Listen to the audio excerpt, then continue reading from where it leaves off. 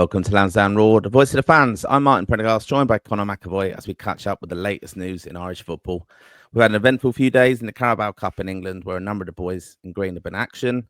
We've also seen Spurs do a very Spursy thing, 2-0 up in the Super Cup against PSG, and somehow they've managed to lose on penalties. If you're new to Lansdowne Roar, we're the most interactive Irish football podcast out there with regular weekly shows giving you the latest news on Irish football, exclusive insight on our opinions, but it's not just about us. As you know, we do a weekly live show where we reach out to you, the Raw faithful, for your interaction and your views on the key events and ongoings in football. How you getting on, Conor? Are you well? I'm good. Yeah, I'm good. It was great. Some weather here in Moran at the moment. It was 25 degrees yesterday. I thought I was going to die. It was the same day before, and it was really warm there. I was out walking the dog, and then all of a sudden, the heavens started opening. I got absolutely soaked on my way home. There you go. But I had to run the last few hundred meters because it wasn't nice. But changed the clothes and made sure I was ready to start this with you, Prendy. Wouldn't miss it for the world, especially because Dave's not on anyway. Yeah, exactly. We want to give you the latest news, obviously, in Irish football. And we also want to let you know and give a big shout out, actually, thanks to many of our Raw faithful who have already subscribed to our extra content channel. That's Raw Plus. It's our subscription channel where for $4.99 a month, you get extra content, which includes Raw Retro episodes, the State of Play, which is our weekly roundup on general football. So where we chat Premier League, Champions League, and even non-league. Yeah, that includes Enfield Town, my beloved local side. And they get a fair bit of love there, don't they, Conor? And I tried to link everything back to Enfield Town. And I did this week, didn't I? With a debut for a former Towner. I'm going to throw this up here now. Former Towner, Keian Dillon. I had a good chat with him last year when he was on loan with Enfield Town as they stayed up in the National League South. Had a good chat with him. He was a key player towards the end of that loan spell for Enfield Town. But he made his debut during the week for QPR. Fantastic to see. In a performance in a game against Plymouth in the Cup, where I probably would say there wasn't quite scathing reviews, actually, not of Keian Dillon, but more of the decision by QPR to play some of these young players. And they obviously went out the Cup as a result of it. So that was disappointing, but fair play to Keian Dillon. It was a good day for another Irishman on the pitch for Plymouth, but we'll get that when we do a roundup of our. Yeah, we will, of course. It was a great day for someone else on the pitch, but yeah, it's a proud moment for Keian Dillon, and I thought I'd go there with that. That was my lead moment for me. You know, complete bias with Enfield Town. Shout out to Deck Finnegan, who said he said Keian actually done well when he came on, but he'll probably go. Imagine he'll probably go out on loan again because he's ready for. He's a type of player that probably has. He's physically ready for men's football already, and he's probably wants to be in the Ireland or 21 so campaign, and he'll probably need a loan to maybe he might go to League 2 or somewhere, or even National League, a step up from last year. But excellent player. Yeah, brilliant. And fantastic. Made his debut obviously for the under-21s during the season as well. So just want to again emphasize that we do have Raw Plus available, and if you do subscribe to that, you can click on the link within the program description here. If you do subscribe and you commit to that by the 31st of August, that's over just about 2 weeks' time, you'll be entered into a competition to win an official Evan Ferguson Roma shirt. Not a snidey one. This is the real deal. So support the pod, support the show, and support us and what we do on behalf of Irish football fans. Your help and support is always appreciated. Yeah. And we've also got another competition coming up for you, which we've just launched. And it's our very first ever Lansdowne Raw Last Man Standing competition, and we're going to be giving a percentage of the proceeds from the entry fees to that competition to Heads in the Game, which is a fantastic charity that we're working with. Fantastic collaboration. You can check out on the channel there Conor's brilliant interview with them, finding out what the charity do and how they help people. Conor, anything more to say on that? They're already taking money out of me, these lads. It's we've already donated, what was it, €9 from just last weekend, and obviously there, so €20 entry free. It's a good way of just supporting everyone, heading the game, supporting Lansdowne Roar, supporting football. A good way of competition. I love a last man stand myself now, to be honest. It's a good way of getting competing against even mates and stuff to show who's the better football knowledge, and it's going to be a big cash prize for we're not going to give an official figure yet, but we'll figure that out probably in the next couple of days. But the link to join that will be in the description, or if you're having any struggles with it, you can obviously send us send us a DM or send us a text, and we'll be able to help you out. But yeah, it's a good way of getting involved, and especially with exciting things going on at the moment. We have a Roar Plus episode, I think, coming out tomorrow. I think Dave said it that all the Roar retros are coming out on Friday. So I actually don't know which one he's going to release yet, Martin, but I'm sure it'll be one of the ones you recorded. I don't know what ones have you done that have to be Brazil? Brazil was it? We did Brazil. Yeah, we did Brazil. Actually, Liam Brady. Spoiler alert: Liam Brady's final goal for Ireland. Actually, 1987 at Lansdowne Road. Yeah, brilliant episode to record that. We've also got in the archives there on Lansdowne Raw Plus. We've done when the England fans, not me, England fans, when they rioted in 1995. And we've also got a bit of. We've also released that one where we chat about Mick's managerial career when he took on the job originally. So a couple of years we really got deep into that, into the challenges he faced, obviously with a certain Mr. Keane, and how that spiraled into future issues between those two massive personalities and legends for Irish football. But yeah, that's what you do get on Raw Plus. So thank you for your support. I hope anyone who has subscribed is really enjoying it. Do give us your feedback. But more importantly, back to that last man standing competition. It's about bragging rights for me. I mean, we will have a cash prize, of course, but it's bragging rights. The real rep tracker, Keian, he won one of them last year, actually. He put some GAA lads to shame in Kilkenny.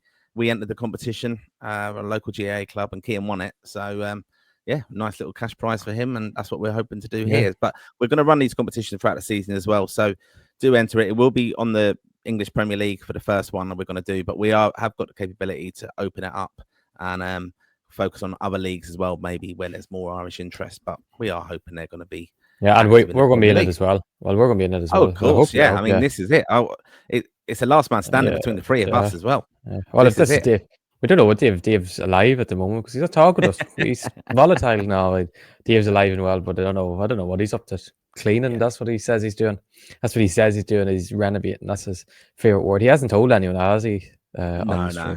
He only said it 60 times in the League of Ireland show, but it's another way of us getting one over Dave. He'll be asking how can I pick all these teams in the Championship when it's the Premier League, but we'll ignore Dave. And as I mentioned there, we have got this brilliant collaboration idea with Heads in the Game. And that's where, this is costing me money, basically. When Irish players score in the top 5 divisions, I think it is, we will be contributing per goal €1. So it cost us €3 each last week. Great idea, Conor. No, it seriously is fantastic that we're supporting that. And they do some amazing work, as I've said. And is going to be a link in the description, of course, to all our shows where you can also donate. And if you want to take up that challenge as well, because every euro does make a massive difference to those charities. We like being involved with the Irish football fan base, of course, and supporting these brilliant charities who do so much, especially as it's so important as well that people do talk and, mental health is massive issue, obviously. So we wanted to support them, not just... we're not just asking for Raw Faithful to support us, because it does help us with the obviously keeping the channel going, of course. And we do appreciate your support, especially those who subscribe to Raw Plus, which is where you get extra content. We'll still be doing the weekly shows. We're doing our OBIG and everything on our live shows where we want to hear from you as well. So anyway, massive intro, massive chat. Lots to discuss, but lots of football as well, Conor. And it was an eventful few days, as I said. Yeah, massive few days. Are we getting stuck into the Carabao Cup first, or are we getting stuck up into transfer news? We're going to Carabao Cup, will we? Carabao Cup, Carabao Cup. I've watched a bit of this. I've watched a bit of it. I was checking. I was doing I was trying to be a rep tracker myself. I was going into teams and checking who was playing, who's starting. And interesting. Yeah. It was a great couple of days. Just have up here. I didn't realize how many games there was going to be. It was a bit mental, to be honest, how many games there was in the end, especially at the same time as the Shells game. I got finally got my happiness back. Boston Noel played in midfield, which was one of the greatest days of my life, getting to see that again. I made sure that I wasn't planning on watching. I didn't know what I was going to do really watching games, because I was going to watch Shells. I was like, who will I put on the laptop? As soon as I seen Boston play midfield, I'm watching this game. He done all right. He did. It was Stoke were very, very poor. They were playing Walsall. Walsall were actually very up for the game, but it was a lot of just Stoke Walsall were actually putting a very high press on them, and they were kind of just passing around the back and just kept passing around the back, and not much going on from there. Stoke got through in penalties just about. Walsall missed quite a few chances. Ronan Marr, who's an Ireland 21 international, played left wing for Walsall, and he actually was. I thought he was very tidy in possession. I think he's a very good player, but he just didn't get the ball enough, I thought, because Walsall were they didn't have a huge amount of possession and they were dangerous and they got it, but it was a lot of counter attacks. Yeah, but on Boston done well. He done as much as he really could. He was playing quite deep as a 6 by himself. And the thing is, it was his kind of first game playing as a midfielder. And I would say 1.5 years, really. I know he played a couple of games at the end of last season, played one as like a number 10, but playing deeper in midfield is a big difference to playing as a number 10. And yeah, he done all right. It's a good building block for him because it'll be a big adjustment for his body, even going from playing centre half to playing midfield again after being out for so long. So a huge step forward for there. And I think coming up to the September internationals, we need him to be playing there and playing well, because even though probably playing there isn't enough in the championship these days, even our midfield we say is our weak area, our players are all doing all right, except a few, but there's a few doing enough. But yeah, great to see that happening. With a great result for this was on Tuesday night. Sean Grehan made his full debut for Doncaster alongside Jay McGrath, who was captain, and they had massive win to see a 4-0 over Middlesbrough away from home, which was a good step forward for them and a massive win. Middlesbrough are a bit of a mess on the Rob Edwards so far. I think Azaz is back this week, which will be huge for them. Millwall, Idemo Maku assisted the match winner for Millwall away to Newport, which is a big starting point for him this season, because there was links, I think, to Wickham had made 2 bids for him, but Millwall rejected, said they're not going to sell him, which I think is right, because he's too good to probably play in League One. I think he's more than ready to play in the Championship. A top class player, has a huge future in the game, and yeah, it was good for him to get the assist, get his first start. Tyler Goodrum, who were a big fan, even Dave's a big fan of it. I think he likes just the way he plays. Scored an absolute worldie for Oxford. They beat Colchester. There was a lot of games here. Sorry, I'm just going through a lot. Bristol City, I was a bit worried. Sinclair didn't start. I thought he was nailed on the start. There was a lad that was playing in League Two last season. I don't think he started. I don't know whether it's an indication that he's possibly going to be moving somewhere else, but I don't. It didn't make sense to me, because when he came on, I took, because I was lucky enough that coincided him coming on when Boston came off, so I switched over to that, and he was on the ball a lot, and he was trying to make things happen, and he done all right. Like, he took a few shots that probably weren't from shootable angles, but he done, in terms of what he offered a lot, and it was a strange one that he didn't start. I still don't know why. Keian Cahill made his full debut for Leyton Orient against Wickham, which is obviously a goalkeeper that was at Brighton, signed for them permanently. He's there at number 2 at the moment, but it was a big step forward to finally get his senior debut, because he's 22 now, and he has been waiting. Watford, Norwich. James Abankwah didn't play. I'm not sure whether he was just rested. Now he wasn't even on the bench. Hopefully, because I know he came off after 87 minutes the weekend, but there was no sign of really injury, so I think he might have been rested. And hopefully Rocco will be back for the weekend. Sorry about all these. There's too many. No, it's all good. I know. I see Bristol City, just to go back to that game as well. See, Jason Knight got on the score sheet there, didn't he? Oh, he did. Oh, yeah. Sorry. Yeah. Jason, forgot about this one. Real rep tracker. But no, yeah, I've seen that. So that was brilliant for him, because nice to get on the score sheet, of course. And, lots of speculation leaving, with Jason Knight, should he get a move? Captain, of course, as well, one of our captains in the Championship. But yeah, look, brilliant for him. I mean, this is why I do like the EFL, the Cup, because they, this is where, again, key to our, seeing the progression of some of these lads, because we do want to see them playing, of course, and this is where they will get opportunities. And I think Sinclair, I wouldn't be too worried. I know we were talking about on Obig the other day and how he hadn't played and looking a bit disgruntled and things. But this is even the way earlier on in the show I said about how QPR approach this competition as well. It's very early days in the season, of course. They're trying to keep everybody interested within their squads of who's playing.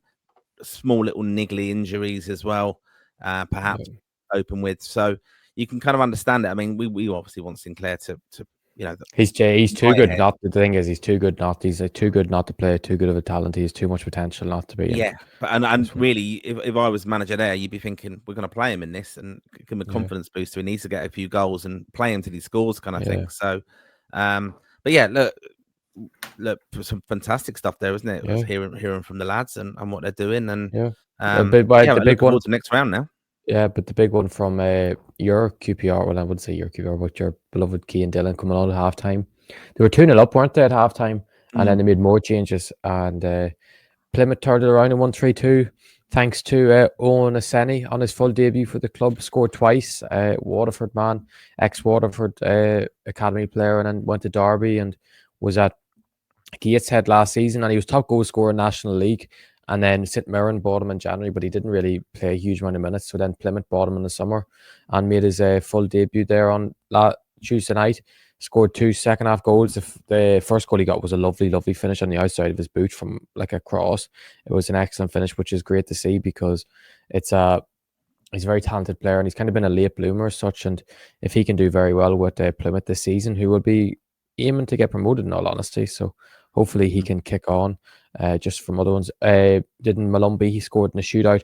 Important, good to see Mikey Johnson actually played 90. He didn't play 90, I think he played like 87 minutes for West Brom. He needed them minutes in the legs after not playing. James McLean got 2 assists and scored in a shootout. Wrexham beat Hull on penalties. I don't know if you've seen that, Prendy, but Hull were 3-1 up until 90th minute, and then Ollie Palmer scored the 91st and 92nd, and Wrexham won the penalties. Jack Messi Moylan, if Cornell is watching, scored an absolute worldie. If anyone's, the goal was on my Twitter, Cornell was calling him Jack Messi Moylan when he scored. Jack Moylan is an excellent player, and if anyone knows from League of Ireland, he's a potential to go on to play for Ireland in the future. In my opinion, he's an unbelievable player, and that's why his nickname's Jack Messi Moylan. But just needs to have a big season this year, and there'll be no doubt championship clubs will be slipping over him, or if Lincoln can pull off something big. Salford actually is one. An Irish eligible lad played. How long did he play? He played 90 minutes actually. Kyrell Malcolm, who is a new name for Irish fans. I passed him on to the FAI last year. Only 18. He started. It's his first start for the club. He's played to 2 opening games off the bench, and which is great to see. 18-year-old played in regularly for Salford, which will probably put him in the Ireland underage picture. We've a good draw with GS Cabia keeps scoring for Grimsby, scored against Shrewsbury penalty, and obviously they're away to Man United, or they're at home to Man United next round. So it means that GS Cabia, Dara Burns and Zach Gilsenan, I know he's out for a couple of weeks, but they'll be playing against United at home, which is actually quite a good one. Hopefully, I might get a ticket in the way end for that one because it'll be a good one to go to, because I know Grimsby's meant to be a bit of a not a great place, but it'll be a good place to go to. Yeah, I was checking this last night because I did get an alert up on my phone, obviously as a Man United fan and stuff, and following different Man United accounts and stuff. But Jacob Devaney, he played, didn't he, last night in the Premier League 2 against Tamworth, but it was called off, wasn't it? Yeah, Sekou Kone got a bad head injury. I think I think the big reason it was turned off, or it was cancelled. There was no ambulance on site, so they had to cancel it off. Yeah, so it was a really weird kind of thing, wasn't it? I think someone else got injured in the ambulance for them, or something like that, or there was a medical emergency or something like that. But yeah, you have to obviously have medical. Yeah, and he was training with the first team. He was training with the first team midweek, so he's kicking on very nicely so far. Yeah. Keian McMahon-Brownhouse spoke a lot about last season, scored on the first under-21 game. This is just on Wednesday night where there was last games, thankfully. Festy played a minute, which is. He's played. There's been 4 games for Istanbul Başakşehir in qualifiers, and he's played a grand total of 1 minute. Last night, when the tie was dead, they won 4-2 in aggregate. This is like the teams they played. They played Chernamor, whoever from Bulgaria in the last round. They won 1-0 away and 4-0 at home. They beat Viking, who are from Norway, 3-1 away, and then 1-1 last night. So I don't know what's going on there. I know he loves living in Turkey, supposedly, and it's a great lifestyle. But what is going on that he's not getting much minutes at all? I question what the situation is. I know Tom Cleverley spoke about his ability in training previously not training well enough. But like a player of his talent should not be. I've said it before on previous shows, but I don't know what you think, Martin. But he should be playing a lot more minutes. Well, he should be playing. I mean, yeah, without a doubt, he should be playing with the talent he's got. And I mean, I think back to that game when we were away and fantastic performance. And the rapport he got with the Irish fans, of course. But is it a fleeting moment that because we're not speculating that he's unruly or disruption or anything, but we knew he went back there, but he's just not getting the minutes, and it's going to be a key thing. And we're going to come on and chat about transfers, of course, coming up, and speculation, because for these lads now, we are going into World Cup qualification campaign, which of course we'll be covering here on Lansdowne Raw, but the lads have got to be playing. They've got to get the moves right, even loan moves, so they're playing regularly, so they're in Heimer's plans and in the mindset. We saw as well, fantastic show you and Dave did last week with, John O'Shea. Like, look, we're not going over the top here, but John O'Shea has his job, right? Robbie Keane. I thought I'd get a mention in for Dave, but that's his job. He's going to go around looking at players and stuff, and it's interesting where he is going, because we can speculate then who he's watching. Heimer's going to be doing the same. Louis Barry. So, Louis Barry. Yeah, that's it. So it is. Lads have got to be playing though, and that's the thing, because we're a bit familiar how when the scouts, there are other people working for the FAI as well who are watching games and watching players. They're on the radar, but there is often a phone call with this. Some people may not be familiar, but you are trying to find out the team news. I'm coming here to watch him. Are you going to be playing him? That happens. So it's important they get this game time and things. So I know the season I'd imagine the league might start. I'll check. Does it start this week? It starts on the 17th. That's this week. So it'd be interesting if he gets, because the thing is, it looks like he's the backup right back, which is, I know he has played right back previously, but we all think actually he's more of a wing back or a winger, and he was. It's not just the Finland game where he came on and created that moment of magic. It was that England game away. First half, he was the best player on the pitch. People on both sides were saying how good Fest he was, and it was crazy to think that like Istanbul, Başak, they've decent, like they all have good players at that level, they've really good players, but he should be one of their top players where he's really, really standing out. It's a good league.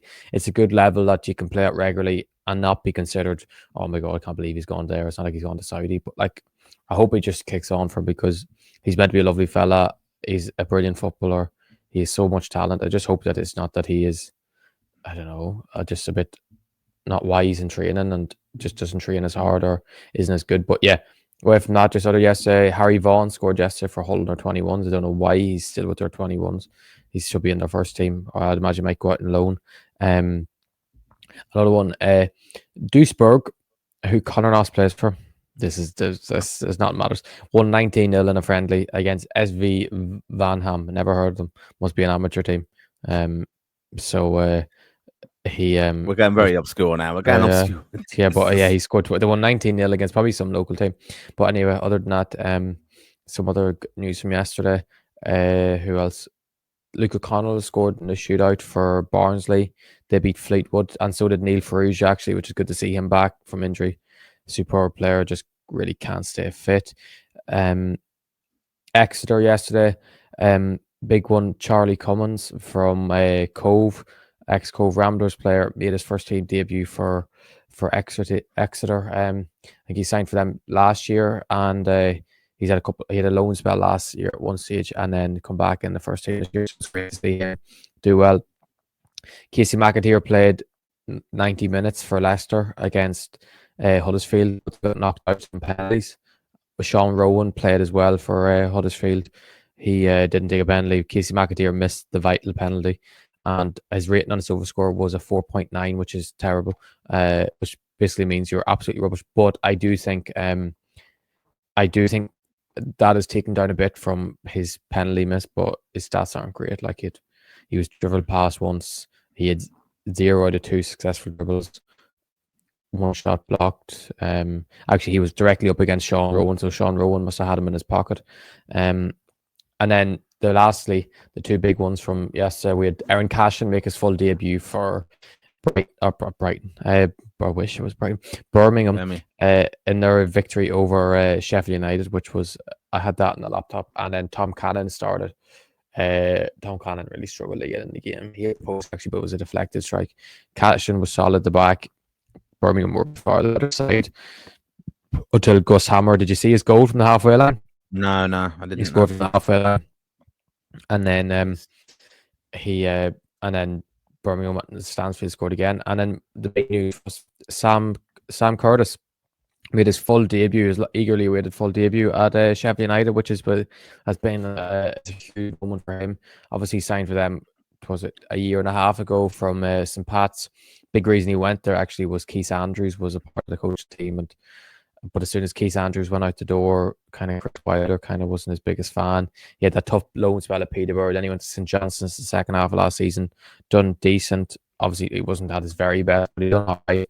And then back in the summer, I think big thing that helped was Chris Wilder leaving. I know people were giving out to me about me saying that was a good thing for him, but the reality is if Chris Wilder was there, he probably would have been stuck in the under-21s for the pre-season. And then Ruben Sells seems to like him a bit. Obviously, played 90 minutes last night. I thought he was solid. He showed why he has a lot of potential. I wouldn't say he had an outstanding game, but I thought he done quite well considering it was his full debut.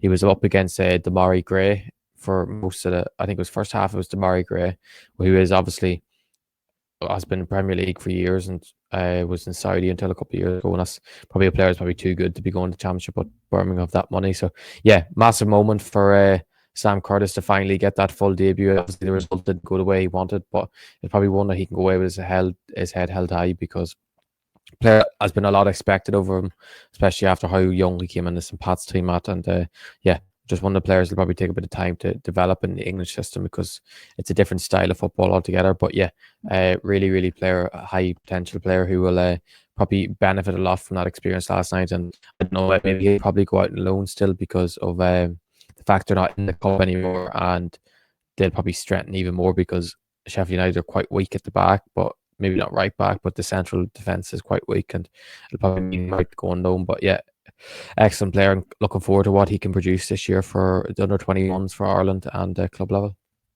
There you go. So a big update there on lots of our players, including underage, of course, and not just the senior lads, because obviously the Premier League starting this Friday.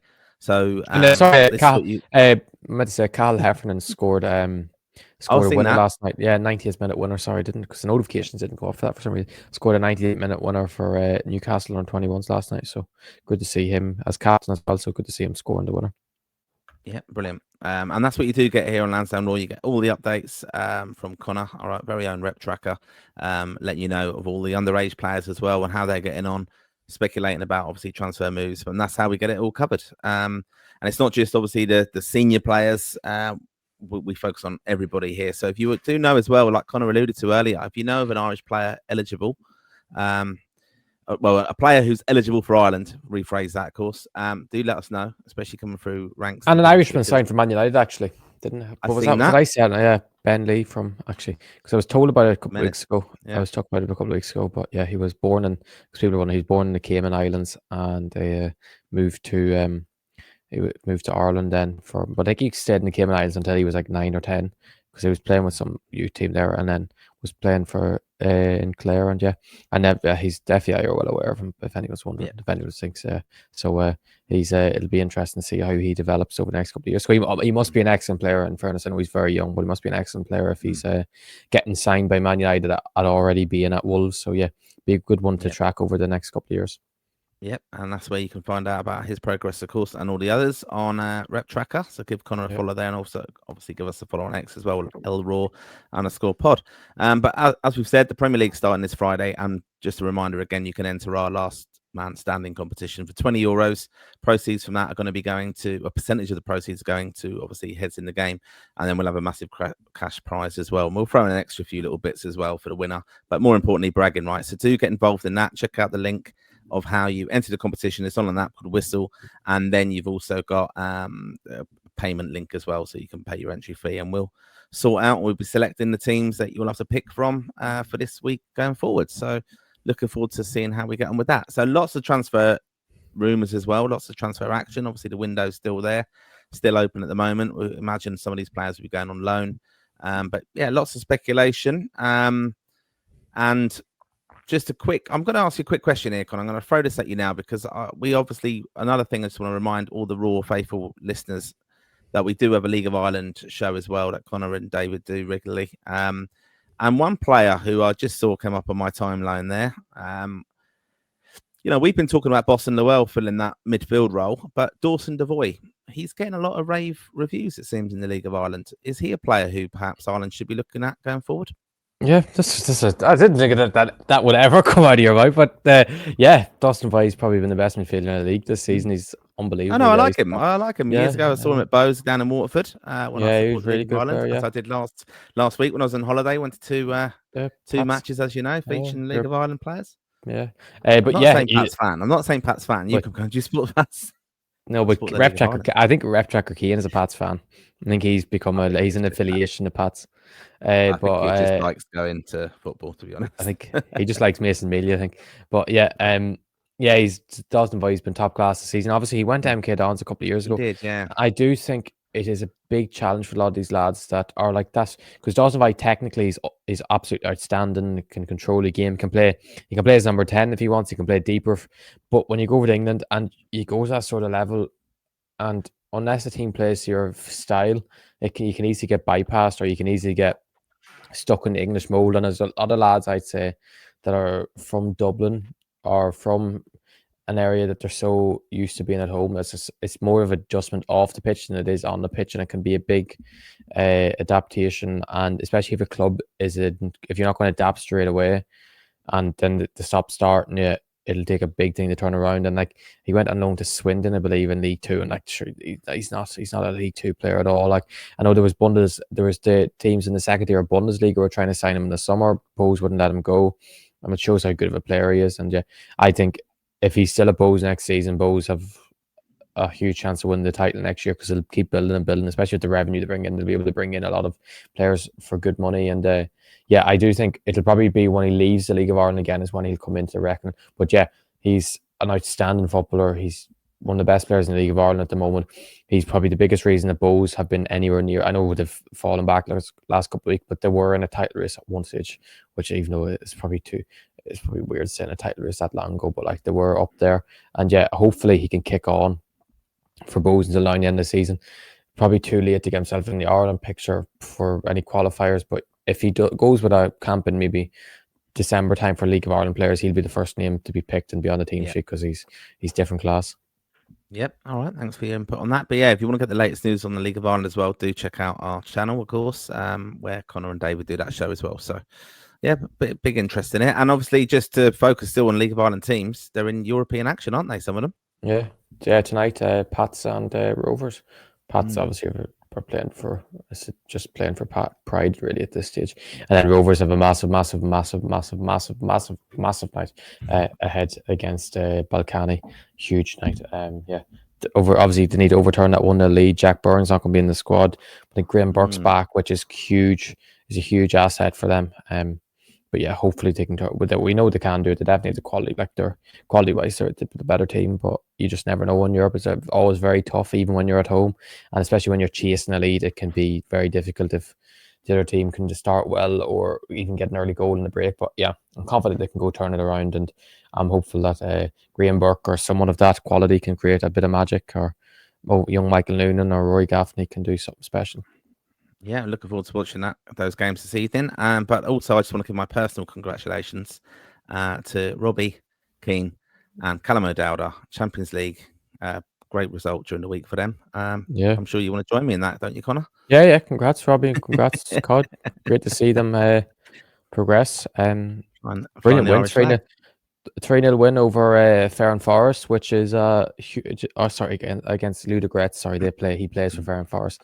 But yeah, obviously Ludogorets are a very good side, European football, and supposedly Robbie Keane is beloved in Hungary, and they think he's absolutely a top class manager, which is quite interesting to see. Obviously, he divides opinion in Ireland, but in terms of just on the pitch, what he's been able to do in management in Hungary, he's done very well so far, and they've a big test against Carabao, who have shells out in Champions League next, but I think they'll have too much for Carabao. Just when you players of Callum O'Dowda's ability in that sort of level, it should make a big difference. And even if the Hungarian striker Varga, and he's a very good young player. So yeah, I'm looking forward to seeing how they do in the playoff round. At least they're guaranteed Europa League football at minimum, and I think they'll have enough to get to the Champions League. They'll probably really struggle when they get to Champions League, to be honest, because they're just the level increase is absolutely huge. But yeah, big chance for Callum O'Dowda and even Robbie Keane as a manager to improve his football and CV and profile. Well, he can't really improve his profile even more, but as a manager as such, it'll put him to that next level.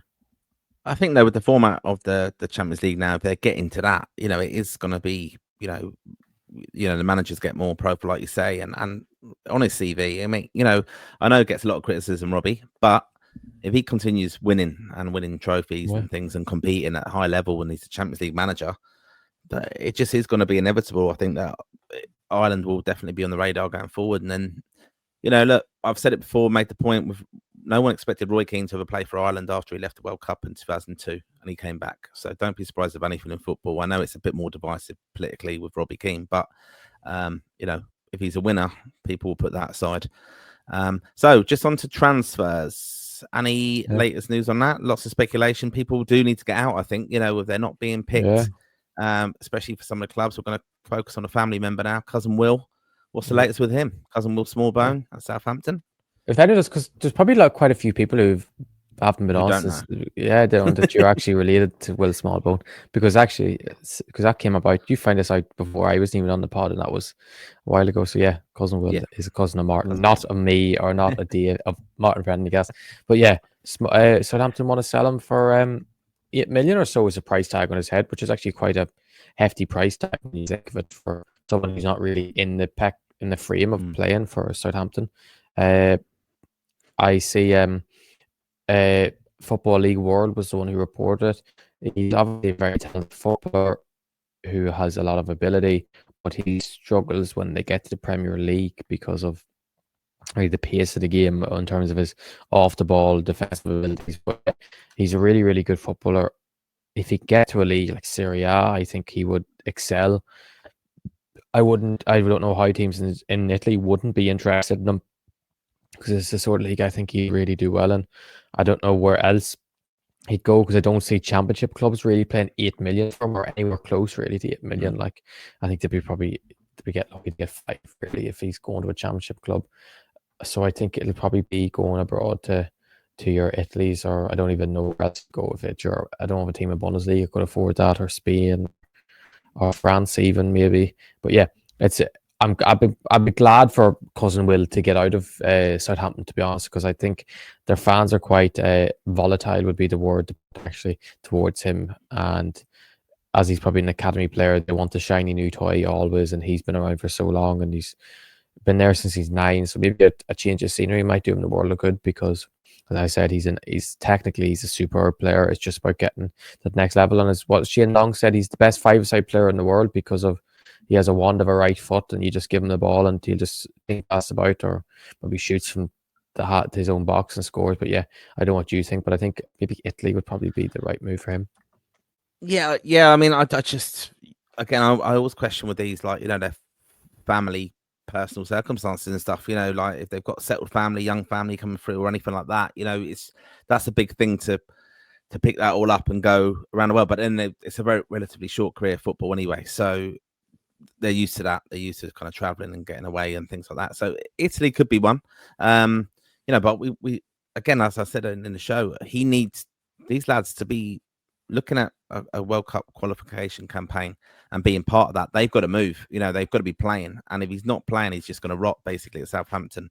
That's no good for him. So it could even be a loan move out with an option to buy, perhaps. I mean, he's got to be looking at Evan going to Italy as well. I've seen he's good friends with Evan as well. Actually, he's very close with Evan. So it's it's that kind of move that he's got to get right. And obviously there'll be injury challenges and things like that.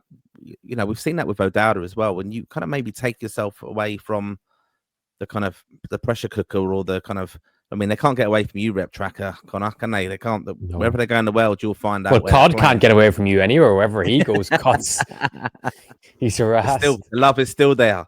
But I just take into consideration. I mean, even the point you were saying earlier about Dawson Devoy, when he first came over to England, how difficult it's to settle. When I had a conversation with Keian Dillon last year, I'm going to get Enfield Town in here now, Conor. But he was saying, like, I was saying, what's your week like? Like when do you train with Enfield Town? When do you train? And he said, there's so much downtime. And where he is, he's in like digs or wherever he was at that time, house sharing. It's such a difficult life. I know it's a very, brilliant. We all think football's an amazing life and stuff, but when you're trying to make it at some of that lower level coming through, you're really trying to get yourself into the squad picture and into the team.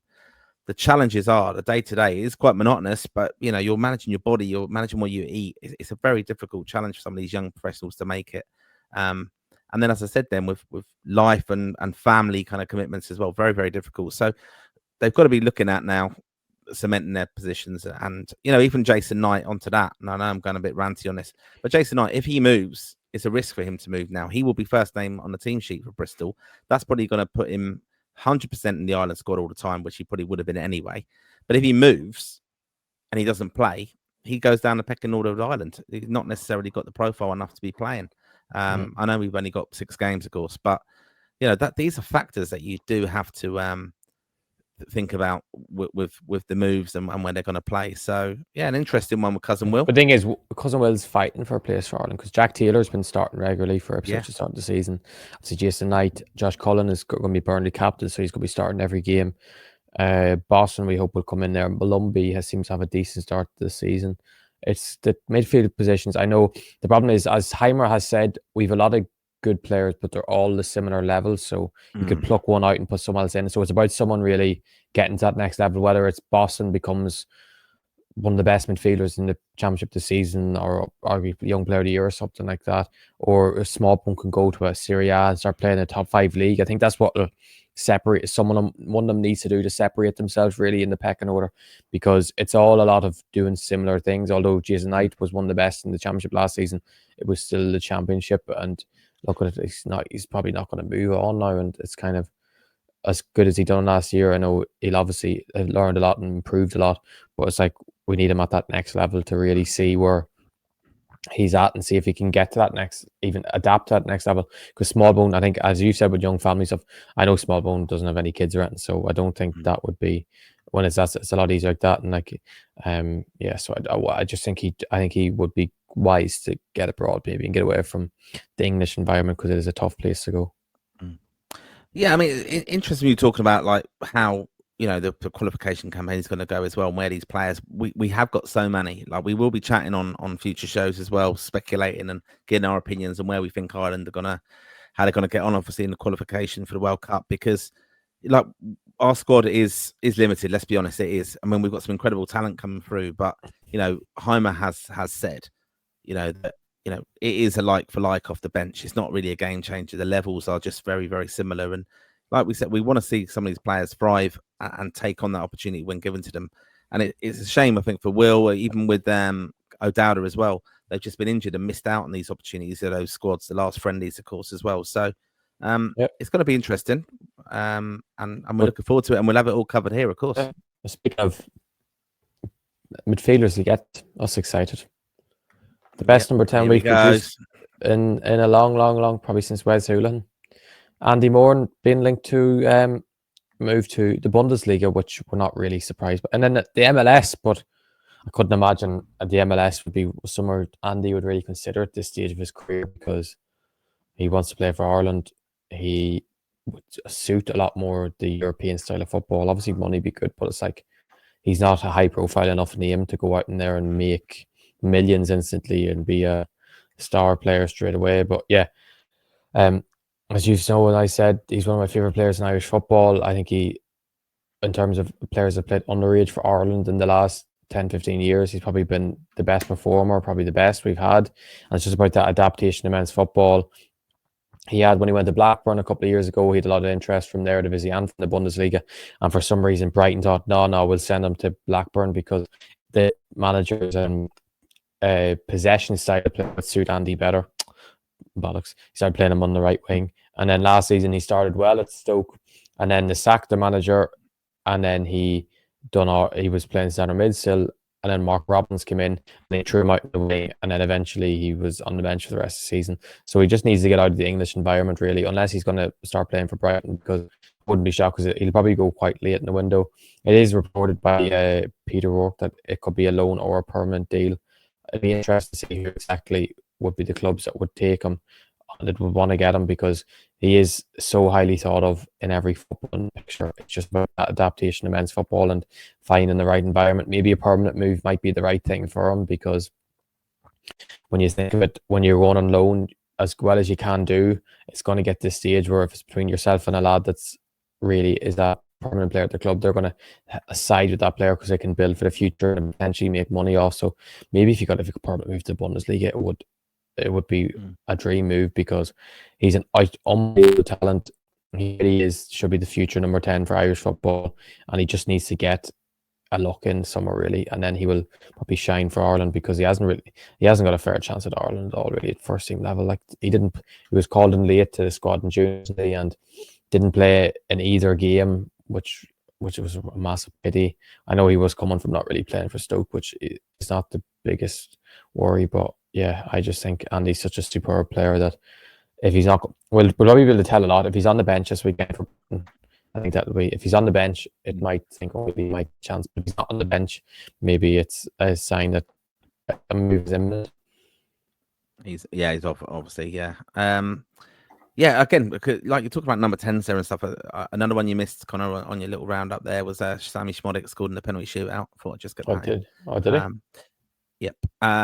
And they didn't even finish it out, to be honest. Very, very small. But with Andy Moran, again, like whether we have a number 10 or not, and how they play and how we set up is going to be a key thing to obviously chat about as well going forward, because we're going to come up against some opposition where we're not going to, like Portugal, for example, we'll have to play a different kind of tactical setup there. We're not going to have a lot of the ball, but it's going to be difficult then. Armenia, Hungary as well, we might have to break them open and have our very clever technical players out on the pitch then. So I think that's the challenge for him. Obviously, he's obviously planning for that as well. But, hard to beat against Portugal, really solid defensively, I think. And then the other ones is where we're going to have to try and get those points. So it's going to be interesting, because I think that's where, even a few years ago now, Jack Byrne, everyone was saying, oh, he'd be perfect number 10. He's obviously drifted away from it now. We know there's a lot of speculation with rows with him and things like that. But, this is where we have it covered on Lansdowne Road. We chat about all these players. We've got another player to chat about now, a move, a bit of an obscure one. You had to kind of tell me where this lad was playing and even what team he was going off to. This is Sen Mullen. Yeah. So last bit of transfer news for the show today, anyway. Sen Mullen has signed for Mantova in Italy, Serie B side, on a season-long loan. He won Primavera Player of the Year with Torino last season. Was on the bench in the Serie A for a game. I think it was AC Milan actually he was against, and he was involved with the first team pre-season. Signed a new deal there to 2027. But interesting, it was they have a buy option, even though he signed a new deal. Mantova have a buy option in the deal, but then it says on a Torino have a counter offer. But this is when it was translated on Twitter, it said Torino have a counter offer option. So I don't exactly know what that means. I don't know whether that means that Torino can request more money, or Torino can maybe give Mantova money if he does well and they want to keep hold of him and maybe play him in Serie A next season. So I don't actually know. Maybe someone can tell me in the comments exactly what that means, because I'm not 100% sure, to be honest.